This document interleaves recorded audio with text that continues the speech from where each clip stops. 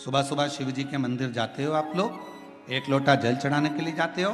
शंकर जी के मंदिर में जो निर्माल्य पड़ा रहता है, इधर उधर अगर कोई फूल पत्ती बेलपत्र सामग्री पड़ी रहती है, उसको उठाकर एक और जब रखो तो उसको प्रणाम करा करो। क्यों, किस लिए? शंकुकर्ण की कथा कहती है, निर्माल्य को उठाकर जो मस्तक से लगाकर प्रणाम कर कर विसर्जन में रखता है, विसर्जन की ओर रखता है, उसके अंदर एक ऐसा बल उत्पन्न हो जाता है कि मात्र वो किसी पर अपनी दृष्टि भी डाल देता है तो प्रेत जीवों का भी उद्धार हो जाता है। वो निर्माल्य में, विसर्जन करी हुई निर्माल्य में इतना बल उत्पन्न होता है हमारा।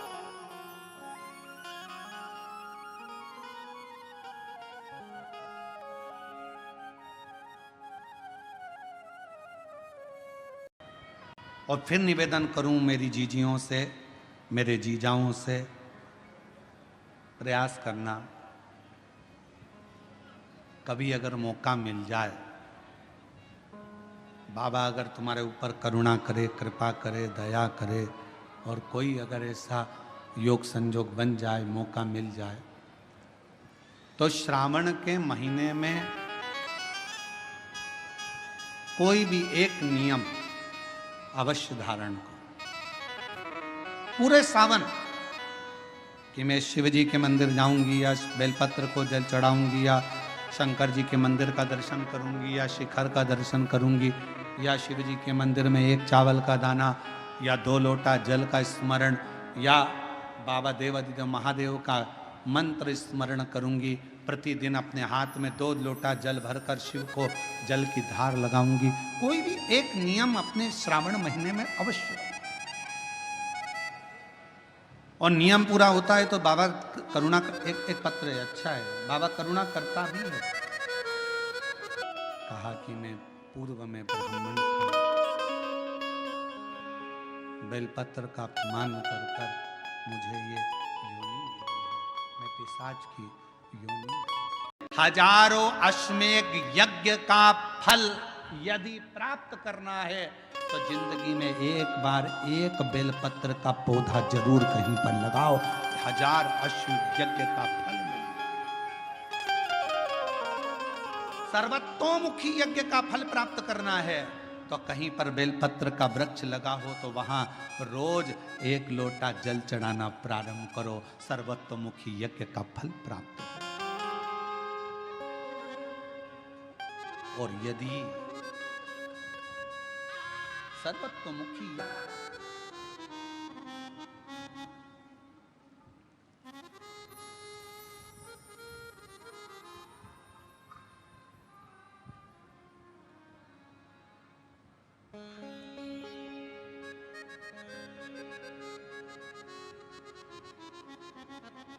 हजारों सर्वतोमुखी यज्ञ का फल प्राप्त हो जाता है 1 लोटा जल बेलपत्र के वृक्ष में चढ़ाना।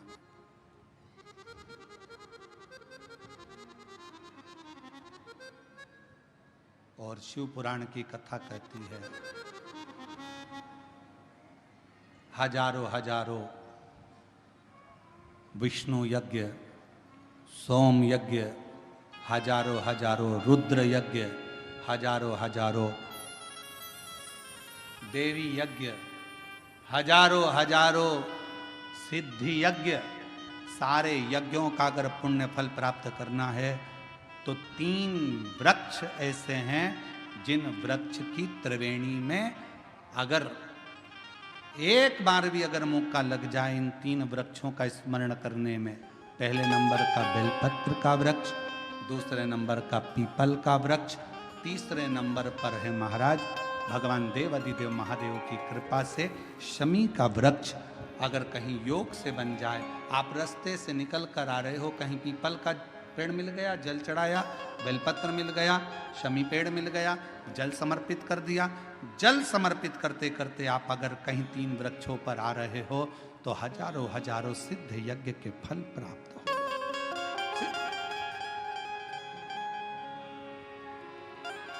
और यदि ये सब नहीं कर सको तो एक बेलपत्र के वृक्ष की सेवा जरूर।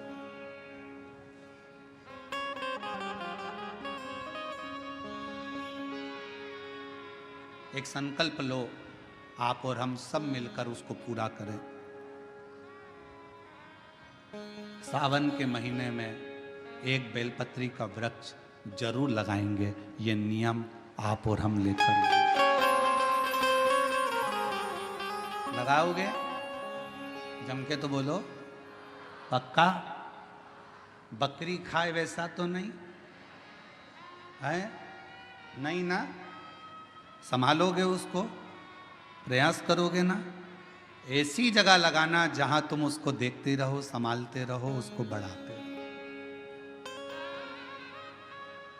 हमसे ये मत पूछना कि पेड़ कहाँ लगाएं, मंदिर में लगाएं, रोड पर लगाएं, किनारे पर लगाएं, शमशान में लगाएं कि कहाँ लगाएं। जहां तुम्हारा दिल कर जाए वहां पेड़ लगाना, पर तुम्हारी निगाह में रखना उसको कि वो बड़ा हो जाए, छाया दे, दुनिया का भरण पोषण करे, दुनिया के ऊपर कृपा की छाया लगाओ।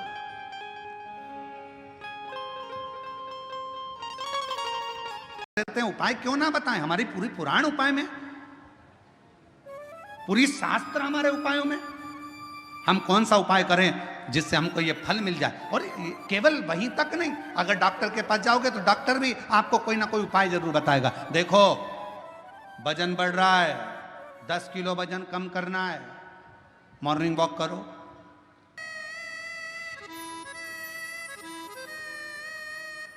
शिव जी का एक गण है जिसका नाम है कपर्दी। नाम बोलो, कपर्दी। सब बोलो जरा, कपर। शिव जी का है। अच्छा, कपर्दी नहीं बोल सकते तो काशी में एक शंकर जी का शिवलिंग है जिसको सारी दुनिया भजती है, और अगर उस शिवलिंग का दर्शन ना किया जाए तो 12 ज्योतिर्लिंग के दर्शन का भी आनंद फल नहीं माना गया। उसका नाम है कपर्दीश्वर महादेव, काशी में।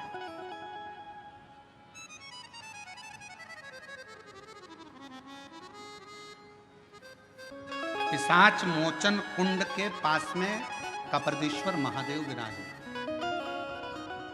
कौन कौन ने दर्शन किए हैं? कभी आप लोग काशी गए होंगे, करें आप लोगों ने दर्शन? प्रणाम, आपको बहुत बहुत नमन है अगर आप लोगों ने कपर्दीश्वर महादेव पिशाच कुंड के, पिशाच मोचन जो कुंड है काशी में, बस उसी के तट पर विराजमान है मेरे कपर्दीश्वर महादेव।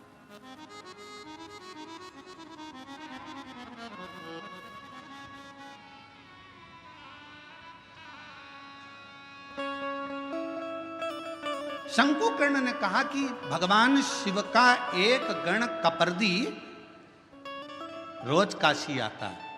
कपर्दी का काम क्या है? शंकर भगवान के अलग अलग गण है। नंदी का काम है शिव जी को ले जाकर घुमा कर लाना, भृंगी का काम कुछ है, श्रृंगी का काम कुछ है, सारे गणों का अपना अपना काम है। कपर्दी गण का काम था शंकर भगवान की जटा को संवारना। शिव जी की जटा को संवारने का काम कपर्दी का।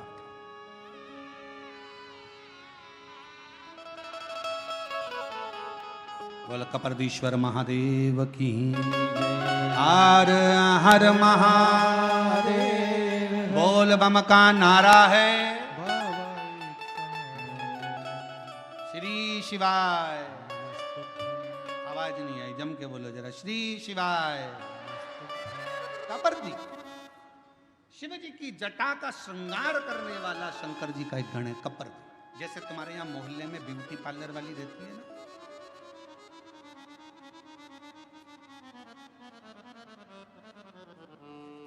शिव भक्त को पहचान जाता है, उसको पहचानने में देरी नहीं लगे। ठीक है, कहाँ मिलेंगे कपर्दी जी? बस इसी काशी में रोज भ्रमण करने आते हैं, शिव जी का श्रृंगार करते हैं और चले जाते। जैसे ही सुना, उस पिशाच ने ढूंढता रहा कपर्दी जी को। एक दिन कपर्दी गण निकल कर जा रहा था और उस पिशाच की दृष्टि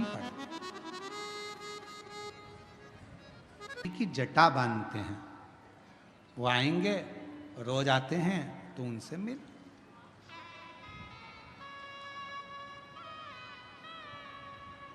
और बहुत ध्यान देना महाराज, शंकर भगवान से मिलाने वाला कोई शंकर का भक्त ही होता है। शिव का भक्त पहले शिव के भक्त के पास भेजेगा, फिर वो भक्त फिर शिव के पास तक भेजेगा।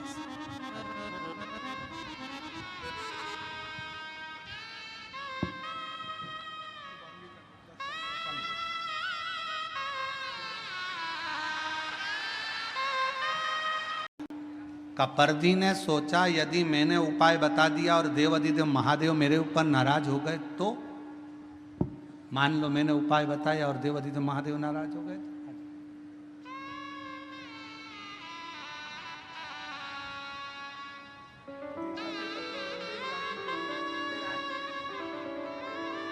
इन्हीं की आंखें दोनों चली गई थी और बाबा की कृपा से दोनों आंखें वापिस आई। शिव कृपा।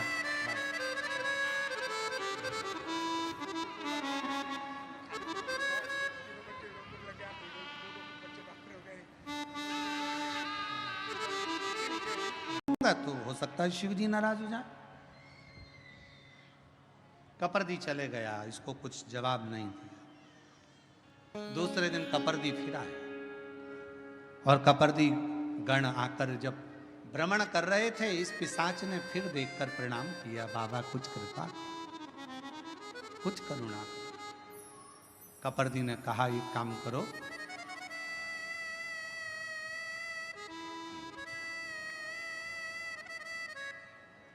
मैं एक शिवलिंग का निर्माण करता हूं,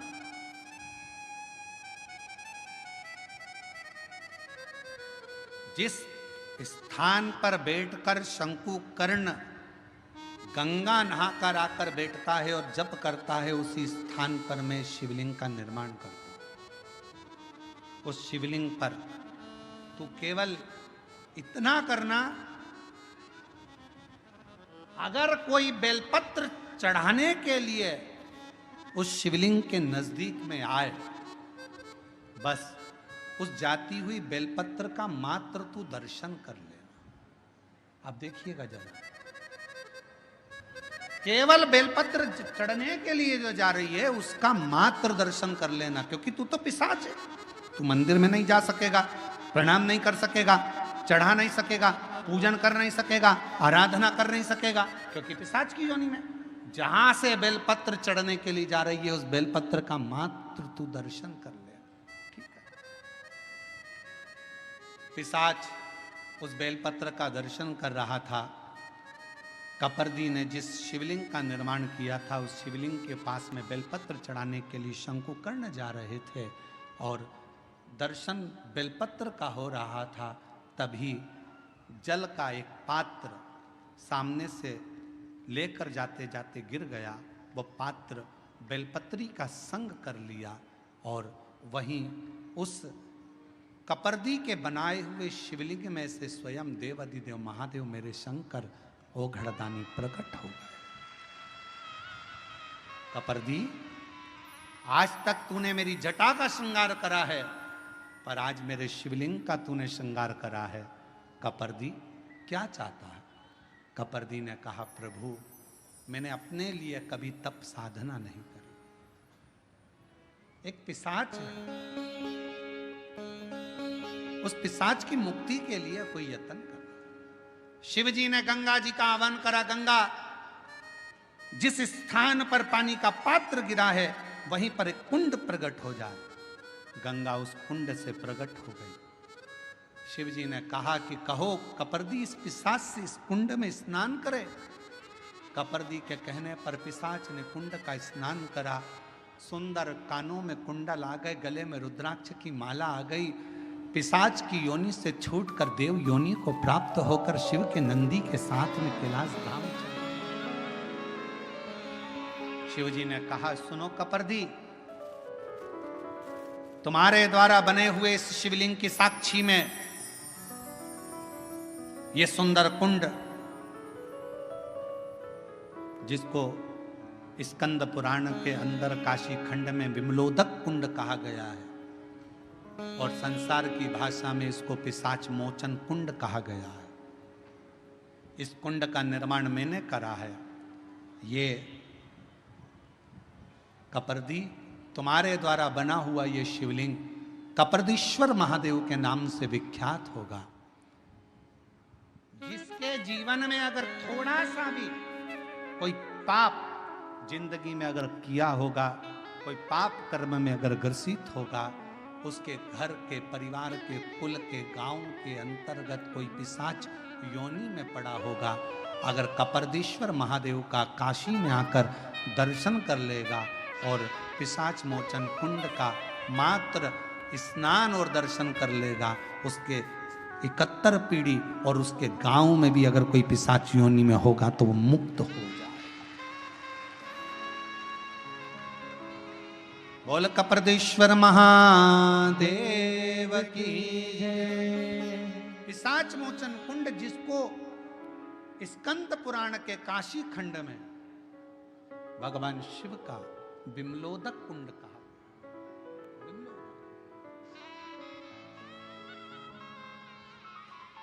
एक बेलपत्र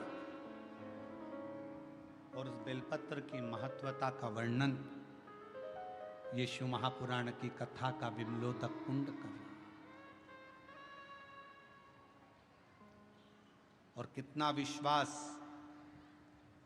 जैसे ही उस पिशाच को मुक्ति मिली, शंकुकर्ण हाथ जोड़कर उस शिवलिंग की साक्षी में, कपर्दीश्वर महादेव की साक्षी में बैठ गए, शिव नाम का स्मरण करने लगे। श्री शिवाय नमस्तु।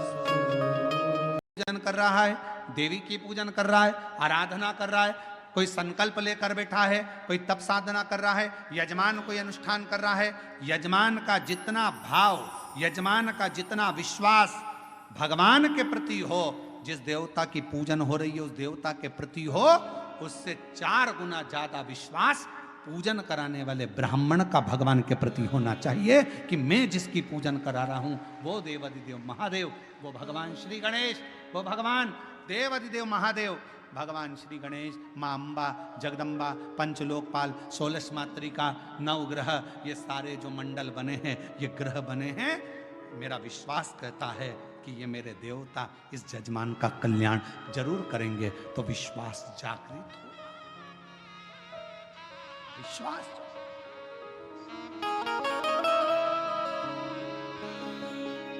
इस विश्वास की जागरूकता। शिव महापुराण की कथा कहती है, मान लो अगर हमारे पास में कोई पुष्प नहीं होता, हमारे पास में कोई बेलपत्र नहीं होती, हमारे पास में कोई वस्तु नहीं होती और हम शंकर जी का मंदिर में पहुंचे हैं, तो अपनी वाणी का पुष्प शिव को समर्पित करना चाहिए। वाणी का पुष्प मतलब अपने मुख से पंचाक्षर मंत्र नमः शिवाय, षडाक्षर मंत्र ओम नमः शिवाय, या अपने मुख से श्री शिवाय नमस्तुभ्यम। किसी भी शिवालय में जाओ, किसी भी तीर्थ में जाओ, महाकाल बाबा का दर्शन करो, चाहे विश्वनाथ जी का दर्शन करो, चाहे केदारनाथ जी का दर्शन करो, चाहे भीमा शंकर का दर्शन करो, चाहे घृष्णेश्वर बाबा का दर्शन करो, चाहे त्र्यंबक बाबा का दर्शन करो, किसी भी मंदिर में आप दर्शन करने के लिए जाओ, मंदिर के गर्भगृह में तुम्हारा प्रवेश नहीं हो रहा है तो बाहर खड़े होकर चिल्लाकर आवाज लगाना, श्री शिवाय नमस्तुभ्यम, श्री शिवाय। जब हम बाहर खड़े होकर अपना पुष्प, अपनी बेलपत्र मंदिर के अंदर नहीं जा सकती, तो अपनी वाणी रूपी पुष्प हम भगवान को समर्पित करें तो शिव प्रसन्नता से हमें फल प्रदान करें। अपना वाणी का पुष्प दीजिए, वाणी का पुष्प। और हम तो आप लोगों से भी कहेंगे, जितने शिव महापुराण की कथा सुनने वाले हैं, सबसे कहेंगे, जब कथा शुरू होती है, व्यासपीठ के पास में हम जब पूजन करने आते हैं, ये संगीतकार जब गुरु वंदना गाते हैं, तो एक बार आपको भी जम के आवाज लगाकर चिल्ला कर कहना चाहिए, श्री शिवाय। और जब कथा विराम होती है, कर्पूर विराम हो जाता है, हर हर महादेव हो जाता है, पुष्पांजलि हो जाती है, नमन कर कर जब उठने की तैयारी हो, तब फिर चिल्लाकर कह देना चाहिए, श्री शिवाय नमः। हमारी बेलपत्र पोथी तक पहुंचे चाहे नहीं पहुंचे, हमारा पुष्प पोथी तक पहुंचे चाहे ना पहुंचे, पर हमारी वाणी रूपी पुष्प पोथी तक पहुंचना चाहिए। हमारी वाणी का पुष्प शिव तक पहुंचना चाहिए। कितना सुंदर लिखा है। माउली संत ज्ञानेश्वर माउली जी के यहां जो कथा हुई, इसमें कहा था, लाख योजन वो कौन सा ब्राह्मण होता है जिस ब्राह्मण के जीवन में कभी दुख नहीं आता। कौन सा ब्राह्मण? तो कहा ब्राह्मण वो श्रेष्ठ है जो भगवान की पूजन करने के लिए यजमान के घर पर तो गया है, पूजन भी कर रहा है, यजमान के दरवाजे पर जाकर, यजमान के घर पर जाकर या मंदिर देवालय शिवालय में भगवान की आराधना कर रहा है, और साथ में गणेश की वंदना करी, गणेश का स्मरण करा, माँ गौरा की पूजन करी, पंच लोकपाल की पूजन करी, षोडश मातृका की पूजन करी, नवग्रह देवता की पूजन करी, भद्रोमंडल की पूजन करी, पितृमंडल की पूजन करी, सारे देवताओं की पूजन कर रहा है। दूंगा कि शिव महापुराण की कथा में दुनिया के लोग चाहे तुमसे कितनी बार भी कह दें कि कथा में चलो, कथा में चलो, मत आना। कब तक? जब तक तुम्हारा दिल ना बोले। दिल बोले तो एक दिन भी मत रुकना, कथा में चलो। शायद दुनिया का एक महाराज होगा ये सीहोर वाला जो तुमको कथा में आने के लिए मना करता। मत आना कथा में। कब तक? जब तक तुम्हारा दिल ना बोले। जिस दिन तुम्हारा दिल बोल जाए और तुम्हारे अंदर ये विश्वास आ जाए, मैं पंडाल में बैठकर कथा सुनूंगी और 3 महीने में मेरा ये काम होगा, तब आ जाना, बाबा कर।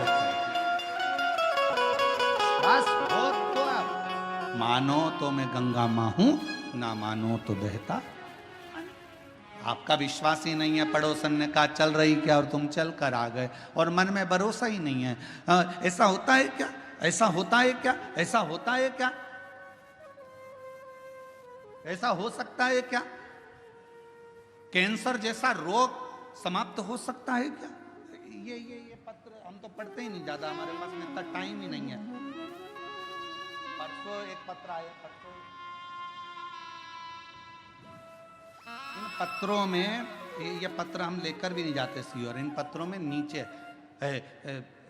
कम से कम 10 से 12 पत्र ऐसे होंगे जिसमें दुनिया के लोगों का कैंसर ठीक हुआ है। ऐसा हो सकता है क्या? विश्वास है तो परमात्मा है, और विश्वास नहीं तो परमात्मा भी नहीं है। विश्वास है तो परमात्मा। भरोसा।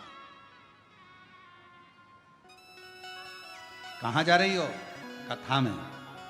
क्या मिलेगा वहां?